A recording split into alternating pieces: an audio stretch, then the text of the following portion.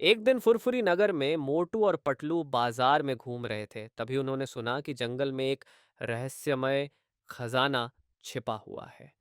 खजाने की बात सुनकर मोटू बहुत एक्साइटेड हो गया और वह उसे खोजने के लिए तुरंत निकल पड़ा। पटलू, जो हमेशा समझदार होता है, थोड़ा हेजिटेंट था, लेकिन मोटू के कहने पर वह भी उसके साथ जाने को तैयार हो गया। जंगल में जाते ही उन्हें कई चुनौतियों का सामना करना पड़ा। सबसे पहले उन्हें एक तेज बहती नदी पार करनी थी। पटलू, जो बहुत चतुर था, ने फॉलन लॉग से एक नाव बनाई और उसे पेलों से बांध दिया। दोनों ने सुरक्षित रूप से नदी पार कर ली, लेकिन उनकी यात्रा अभी शुरू ही हुई थी।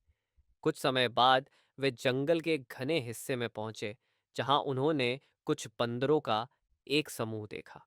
बंदर मिस्चीवस थे और उन्होंने उनका नक्शा चुराने की कोशिश की। मोटू, जो हमेशा इम्पल्सिव होता है, बंदरों का पीछा करना चाहता था, लेकिन पटलू ने उसे रोका और कहा कि हमें बंदरों को हमारे बैग से कुछ केले देने चाहिए ताकि हम उन्हें अपना मित्र बना सकें। मोटू ने थोड़ा रिलक्टेंट होकर सहमति दी। बंदरों ने उनकी दया देखकर हैरानी जताई और नक्शा लौटाकर उन्हें अगले जंगल के हिस्से में ले गए। मोटू ने समझा कि कभी-कभी दया का प्रदर्शन करना गुस्से से ज्यादा प्रभावी होता है। रात होते होते मोटू और पटलू खुद को खोया हुआ महसूस करने लगे। उन्होंने एक बड़े पीपल के पेड़ के नीचे आराम करने का फैसला किया। अचानक उन्हें झाड़ियों में खड़खड़ाहट सुनाई दी। वहां एक विशाल भालू निकल आया, गरजते हुए और हमला करने के लिए तैयार। मोटू डर से कांपते हुए भागने की सोच रहा था, लेकिन पटलू ने तुरंत एक और उपाय सोचा। उसने याद किया कि जानवर शांत आवाजों से प्रभावित होते हैं। वह धीरे धीरे भालू के पास गया और उसे अपने खाने का कुछ हिस्सा पेश किया। उनकी हैरानी के लिए भालू ने गरजना बंद कर दिया और खाना खा लिया। भालू ने उन्हें एक सुरक्षित स्थान की ओर भी ले जाया, जहां वे रात भर आराम कर सकते थे। मोटू ने फिर से दया की शक्ति को देखा।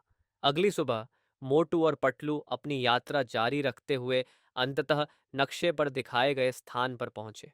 उनके आश्चर्य के लिए खजाने के बजाय उन्होंने एक बड़े समूह के गांव वालों को देखा, जो एक पत्थर के लैंडस्लाइड में फंसे हुए थे। ये गांव वाले कई दिनों से रास्ता साफ करने की कोशिश कर रहे थे, लेकिन अकेले नहीं कर पा रहे थे। मोटू, जो अपनी अद्भुत ताकत के लिए जाना जाता है, तुरंत काम में जुट गया। पटलू की सलाह और गांव वालों की मदद से उन्होंने पत्थरों को साफ कर दिया और गांव वालों को मुक्त कर दिया।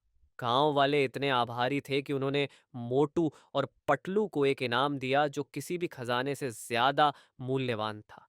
मित्रता और एक गहरी संतोष की भावना। फुरफुरी नगर लौटते समय पटलू ने मोटू को सारी सीखे गए सबक याद दिलाए। मोटू, जो आमतौर पर खाने और रोमांच के लिए प्रेरित होता है, ने समझा कि उनका असली खजाना दूसरों की मदद करने की खुशी और दया की शक्ति थी। कहानी से नैतिकता, दया और सहानुभूति किसी भी भौतिक खजाने से ज्यादा मूल्यवान है। जब हम दूसरों की मदद करते हैं तो हम स्थायी बंधन बनाते हैं और कुछ ऐसा हासिल करते हैं जो धन से कहीं अधिक महत्वपूर्ण होता है। महत्व